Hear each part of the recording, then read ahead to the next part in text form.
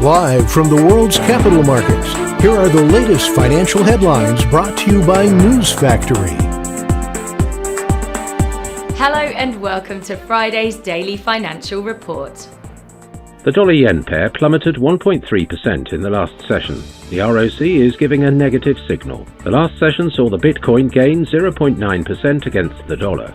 The ROC is giving a negative signal. The gold-dollar pair dropped 0.8% in the last session. The stochastic indicator is giving a negative signal. The oil-dollar price remained largely unchanged in the last session. The RSI is giving a negative signal. And now let's hear what our chief analyst picked up for us today. US stock index futures advanced a day after the Federal Reserve left interest rates unchanged and allayed fears around potential rate hikes, with focus moving to a spate of earnings updates throughout the day. United States lawmakers are reportedly pressing the Securities and Exchange Commission to approve options trading on Bitcoin exchange-traded products.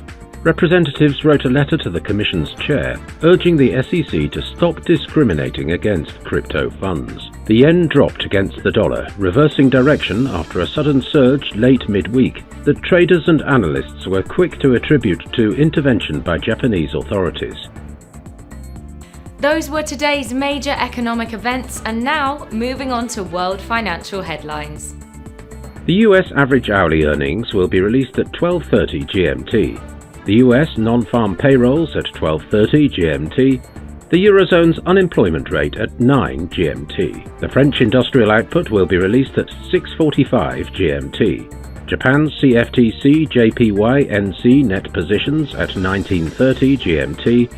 The UK's CFTC GBP NC net positions at 19:30 GMT. We hope that you've enjoyed Friday's Market Outlook.